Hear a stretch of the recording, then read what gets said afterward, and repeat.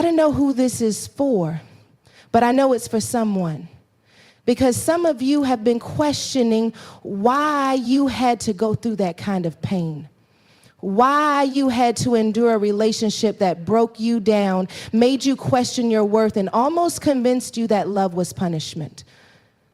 But I came to tell you something today, and I need you to lean in because the truth is about to set you free. You weren't placed in a narcissist's life because you were weak. You weren't chosen because you were easy to manipulate. You were placed there because God trusted your resilience. God saw your light. And where there is light, darkness always tries to attach itself, but not to destroy you, to reveal you. From the moment you walked into that relationship, whether it was romantic, platonic, or even a family bond, you felt everything so deeply. You noticed the little shifts in tone, the silent pain behind the words, the need behind the anger. You saw someone broken, someone complicated, someone lashing out, and instead of running, your heart leaned in. That's who you are. You were wired for connection. You were created with a heart that listens to what people don't say, with a spirit that recognizes the storm before the thunder even rolls in. And because of that, you stayed. You gave grace. You gave chances. You extended mercy that most people would never offer. Not because you didn't know your worth, but because you believed in redemption. Because you've seen what love can do when it's given the chance to heal. But here's where it gets heavy. Narcissists are drawn to people like you, not because you're weak, but because your empathy gives them access to something they don't know how to create themselves. Authentic connection. They study your kindness. They mimic your softness. They perform a version of love they've never truly lived, hoping your compassion will keep them afloat. And it works. For a while, because your empathy begins to do what it always does. It sees the child inside the chaos. It sees the pain behind the performance. And you try to fix it. You try to heal it. You try to love it into becoming. But that's not your role. You weren't placed in their life to be their savior. You were placed there to awaken, to see your own patterns, to understand that empathy without boundaries is self-betrayal, to recognize that while your gift is sacred, it is not to be sacrificed. You see, God didn't give you that heart so it could be used, manipulated, and discarded. He gave it to you because this world needs healing, and healing doesn't come from force, it comes from presence. It comes from people who can sit in discomfort, who can offer love without agenda, who can speak truth in a way that breaks chains instead of spirits. And that's who you are. But even the most powerful gifts require discernment. Empathy without wisdom becomes a tool in the wrong hands. And you had to learn that, not in theory, but in real time, through tears, through confusion, through the ache of wondering, why would God let me go through this? But here's the truth. He lets you go through it because he knew it wouldn't break you, it would build you. He knew that on the other side of that pain was clarity, a deeper understanding of who you are, a sharper vision for your purpose, a fire in your belly that only betrayal can light. And he knew that if you ever truly discovered what your empathy was for, nothing would stop you. You see, it's not just about feeling for people, it's about seeing them, holding space, setting the atmosphere for healing, but never becoming the source. That's where the narcissists got it twisted. They tried to make you their mirror, their reflection, their validation, but you were never meant to reflect them. You were meant to reflect God, his grace, his boundaries, his justice, his mercy. There's something holy about people who care deeply, who show up even after being hurt, who choose softness over bitterness. But there's something holy, too, about people who say enough, who walk away when their spirit says this is no longer love. it's survival, and the moment you walked away, or even the moment you decided that you needed to, is the moment your empathy became fully aligned with your purpose. Because here's what the narcissist didn't count on. They didn't count on you healing. They didn't count on you learning. They didn't count on you waking up and seeing that your love was never the problem. It was the bait. And the moment you realized that, the whole dynamic shifted. The power you thought they had, it was never theirs. It was borrowed from your permission, from your willingness to carry what was never yours. And once you reclaimed it, they lost access not just to your presence, but to the light that was never meant to be dimmed. You are not weak. You are chosen. You are not naive. You are gifted. You are not broken. You are becoming. And your empathy, your ability to love, to see, to feel, that is not your burden. It is your calling. It's a hard truth to face, but one of the most powerful revelations you will ever receive. Because when you found yourself caught in that relationship, it didn't just feel like attraction. It felt like familiarity. It felt like recognition, like your soul had met someone who saw you, understood you, needed you. But what you didn't realize at first was that what they were reflecting back to you wasn't love. It wasn't affirmation. It was unhealed pain.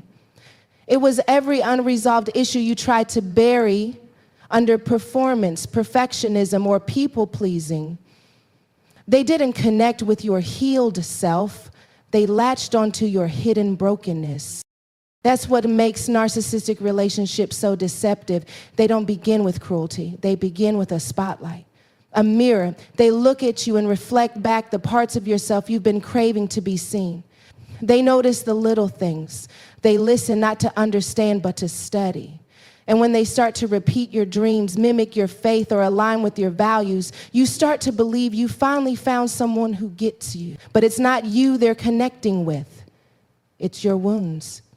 It's the abandonment you haven't fully acknowledged. The childhood need to be chosen. The fear of being too much or not enough. And they learn to play that song so well, you start to dance to it without even realizing you've stepped into a trap. They saw your kindness, yes, but they also saw your insecurities. They recognized your loyalty, but they also sensed your fear of being left. And instead of honoring that, instead of loving you in a way that helped heal it, they used it. Because narcissists don't relate to people, they manipulate them. And the more you gave, the more they took. The more you explained yourself, the more they twisted your words. The more you loved them, the more they made you question if you were loving right. That's not connection. That's control. That's not intimacy. That's illusion. But let's be real. The part that hurts the most isn't just what they did to you. It's what you let happen. It's the way you silenced your voice to keep peace. It's the way you shrunk your light to make room for their shadow. It's the way you blamed yourself for the tension in the room, even when you were the one being mistreated. And you start to wonder, was I the problem? No, baby, you weren't the problem. But there was a problem, one that existed long before the narcissist entered your life, a gap in your soul, a place that still believed love had to be earned. That being chosen required struggle, that showing up meant self-abandonment. The narcissist didn't create that wound, they exposed it. And that is where the shift begins. Because once you understand that they weren't mirroring your worth, they were mirroring your wounds, you can stop taking their behavior as evidence of who you are. You can stop replaying every argument in your head trying to find the flaw in yourself. You can stop idolizing the version of them that showed up in the beginning, hoping that with enough patience or prayer they'll return. That version wasn't real. It was a performance written by your deepest longing to be fully seen and unconditionally loved. But the truth is, if you don't know your worth, you will mistake attention for affection. You will confuse control for care. You will believe that being tolerated is the same as being treasured. Let's just say it. The narcissist didn't love you the way you deserved, not because you were unlovable, but because you were asking someone else to validate a value that was already within you. And when someone lacks the capacity to love in a healthy way, they will take advantage of anyone who doesn't fully believe they deserve better. Not because you're weak, but because you were wounded. And wounds don't just bleed, they attract. They attract lessons, they attract patterns, they attract moments that break you so deeply you're forced to choose, repeat, or heal. That's what this experience was, a divine interruption, a soul-level awakening, a mirror not just of who they were, but who you were still becoming. Because if the wound hadn't been there, their manipulation wouldn't have worked. If the insecurity hadn't been lingering, their tactics wouldn't have landed. If the belief that you had to earn love hadn't been present, you wouldn't have stayed when love became abuse in disguise. That's not a reason to blame yourself. It's a reason to heal yourself. Because now you see it. Now you know. And when you know better, you can choose better, not just in others, but in how you see yourself. You see, the narcissist was never capable of loving you at the level you deserve, not because you were too much, but because they were too empty. They wanted to drink from your well without ever digging their own. They wanted the benefit of your spirit without carrying the burden of their own healing. But that's not partnership, that's dependency. That's not love, that's survival. And you were never meant to survive your relationship. You were meant to thrive in them. But wait up. But you had to see it. You had to face the mirror. You had to stop asking, why did they treat me like that? And start asking, what part of me believed that was okay? That's not self-blame, it's self-ownership. That's how healing begins, when you stop giving them the pen and start writing a new story, one where your worth isn't up for negotiation, one where your wounds become wisdom, one where the mirror reflects your healing, not your hurt. Because here's the beauty of it. Once the wound is healed, the mirror loses its power. Once you stop bleeding, the reflection no longer sticks. You don't see them as the one who almost destroyed you. You see them as the one who helped you find the parts of yourself you were still hiding. You see the relationship not as a mistake, but as a message that says you were never broken, you were buried, and now it's time to rise. You didn't see it at first because warriors don't always recognize the battlefield they've stepped into, especially when the battle is dressed up like love. Especially when the war doesn't start with fists or shouting, but with confusion, with contradiction, with charm that slowly turned cold. You thought it was love. You thought it was destiny. You thought it was the kind of relationship that only needed patience and prayer to become what it was supposed to be. So you stayed, you gave, you compromised, you adjusted your voice, your needs, your spirit, and all the while, something in you kept saying, this isn't it, but you silenced that voice because warriors don't always come out swinging. Sometimes they try to save first, sometimes they try to fix what they didn't break, sometimes they choose peace, thinking it will bring healing, when what it actually does is hide the fact that there is a war going on. But let me tell you what God knew. He knew that beneath that soft heart was a fighter. He knew that under all that compassion was a woman or a man who, when they finally saw the truth, would never let themselves go back to the version of them that accepted survival as normal. He knew that the only way to call the warrior out of you was to allow you to be placed in a situation where your spirit would have to choose, shrink or rise, settle or stand up. Be consumed or be awakened. And God will never allow a battle unless he's already placed victory inside you. So while you were crying, while you were begging him to fix the relationship, while you were asking him why you had to hurt like this, he was whispering to your soul, I'm building you. I'm calling you. I'm activating something in you that comfort can't create. Because the truth is, you wouldn't have become who you are now if everything had gone your way. If they had treated you the way you hoped, you might have stayed. If they had given you just enough love to keep you quiet, you might have never realized you were starving. If they had been a little better, a little kinder, a little more consistent, you might have kept making excuses. But God didn't want you slightly free. He didn't want you emotionally limping through life calling it love. He wanted you whole. He wanted you strong. He wanted you alert. So he allowed the encounter not to destroy you, but to show you who you really are. Because warriors are not born in calm. They're birthed in chaos. They're not formed in comfort, they're forged in fire. And what you thought was your breaking point was actually your becoming point. You didn't even know how much power was in you until they tried to strip it away. You didn't realize how much courage was hiding in your soul until you had to look in the mirror and say, I deserve better than this. You didn't know your worth until someone tried to convince you you didn't have any. And that's how God works. He uses the very thing that wounded you to wake you up. He uses the very situation that shook your identity to anchor you in who he says you are. You weren't placed in that situation to fix the narcissist. You weren't called to carry their brokenness. You were there to confront your own, to see where you were still settling, to see where you were still believing lies about your value, to see where you were still waiting for permission to walk in power. And when everything crumbled, when you had to crawl out of confusion, when you had to face the fact that it wasn't going to change, you were also facing something else, your strength, your authority, your voice. That warrior in you that had been quiet for too long started standing up. That warrior in you started saying, I may have been fooled, but I will not be defeated. That warrior started reclaiming your time, your peace, your joy.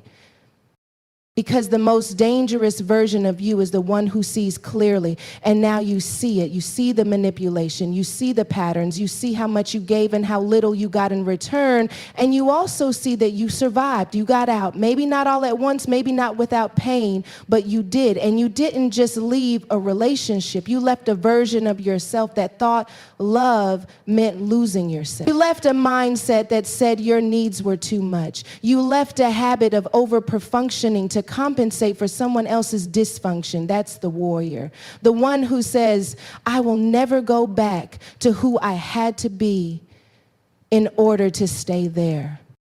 This is why it had to happen. Because you don't build spiritual muscles without resistance. You don't get discernment without deception. You don't learn to trust your intuition until you've ignored it enough times to know the cost. And sometimes God allows what he could have blocked because he's writing a bigger story. A story that includes not just healing, but authority, not just recovery, but revelation, not just survival, but legacy. You see, your warrior spirit isn't just for you. It's for the people watching you. It's for the next woman or man who thinks they can't leave. It's for the child growing up in a house where love is confused with control. It's for the friend who's afraid to speak up because they don't want to cause conflict. Your courage becomes their confirmation. Your breakthrough becomes their blueprint. And that's why God allowed it. Because the warrior in you doesn't just walk out, she or he leads others out too. So now, you walk different, you speak different, you love different. You've been through something that could have crushed you, and yet here you are, wiser, stronger, more grounded than ever before. That's not just healing, that's transformation. That's the fruit of a fight that was never about the other person. It was always about your becoming. Because God doesn't waste pain. He doesn't waste betrayal. He doesn't waste tears. He uses it all to train you, to elevate you, to awaken what's been dormant. And now that you're awake, now that the warrior in you has risen, there's no turning back. Yes. You thought it was about them. You thought maybe you were the answer to their brokenness, the light in their darkness, the calm in their chaos. You thought that if you just loved them hard enough, stayed long enough, forgave often enough, prayed consistently enough, they would change. that maybe you were the one God placed in their life to help them finally become who they were always meant to be. And that belief, rooted in goodness, drenched in compassion, became the thing that kept you in a place that was slowly draining the very life out of you. It wasn't because you were foolish, it was because you were faithful. Because you've always seen potential in people, because you know what transformation looks like, and you wanted that for them. You believed in their better. You hoped for their healing. You stayed when others would have left. And part of you even thought that was what God wanted from you. To endure, to intercede, to be the bridge between who they were and who they could become. But what if I told you that you misunderstood the assignment? That your presence in their life was never about saving them, but about finding yourself. That the entire experience, as painful and confusing and heartbreaking as it was divinely designed not to show you who they were, but to show you who you are. Because sometimes God allows us to walk into situations that feel like purpose, but are actually preparation. You weren't there to rescue them, you were there to wake up to you. Because the truth is, you had pieces of yourself still hidden. You had unspoken needs. You had dreams you'd quieted. You had wounds you hadn't yet acknowledged. And this relationship, this connection, pulled all of that to the surface. The way they neglected your needs revealed the parts of you that still questioned if your needs mattered. The way they controlled the narrative showed you where your voice had been silenced long before they entered the picture. The way they kept taking and taking while you kept giving showed you that you still equated love with sacrifice, even when that sacrifice cost you yourself.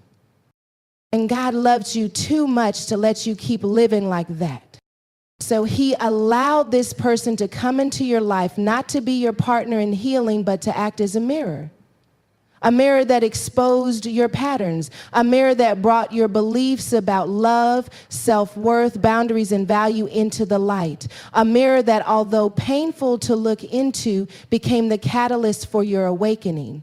Because the moment you realized that your love wasn't enough to fix them, you also started realizing that it was time to. You were sent there to remember your voice, to remember your dreams, to remember that peace is not something you beg for, it's something you choose. You were sent there to rediscover what it feels like to trust your intuition, to learn that when your spirit is unsettled, you don't silence it, you honor it. You were sent there to remember that being chosen by someone else means nothing if you've abandoned choosing yourself. And no, it didn't feel fair, it didn't feel holy, it didn't feel like purpose, but it was. Because transformation doesn't always begin with clarity, it begins with collision. And this was a collision. Between the version of you who was trying to earn love and the version of you who was born worthy of it. Between the child in you who wanted to be enough and the woman or man in you who finally decided to stop settling for almost. Between the you that needed to prove your value and the you that knows your value is not up for negotiation. You weren't sent to save them. You weren't called to be their fixer, their crutch, their emotional punching bag. That was never God's plan for you. You were sent to discover just how powerful you are when you stop handing your identity to people who are too broken to hold it. You were sent to find the courage to walk away, not because you hate them, but because you finally love yourself enough to stop bleeding for someone who won't even admit they're hurting. You were sent to reclaim your boundaries, to rebuild your voice, to reintroduce yourself. Because before this, maybe you didn't know how strong you were. Before this, maybe you didn't know how much you were caring. Before this, maybe you thought that love had to hurt, that relationships had to cost you something precious in order to be real. But now you know better. Now you've seen the truth. Now you've stood in the ashes of something that was supposed to be sacred and realized that sacred doesn't mean staying silent. That holy doesn't mean unhealthy. That commitment doesn't mean captivity. And even though it broke you, it also built you, it taught you, it stretched you, it grew you, it sent you back to God, back to your soul, back to the parts of yourself you hadn't visited in years. And in that space, after the fallout, after the disappointment, after the tears, you found clarity, you found resilience, you found the you that doesn't explain your worth, the you that doesn't explain your worth, the you that knows peace is your standard, not your reward. And this was never about saving them. That was never your cross to carry. That was never your battle to fight. You can love someone and still walk away. You can believe in their potential and still protect your peace. You can hope for their healing without sacrificing your own. You were never supposed to burn yourself out trying to light their path. You were supposed to walk your own path, and in doing so, discover that everything you thought you needed from them was already living inside of you. People thought they were the reason for the season, but they were the classroom. And the real lesson was you, the strength of your spirit, the beauty of your heart, the unshakable value that no manipulation could destroy. You weren't sent to save them. You were sent to discover that you never needed saving in the first place. You just needed remembering.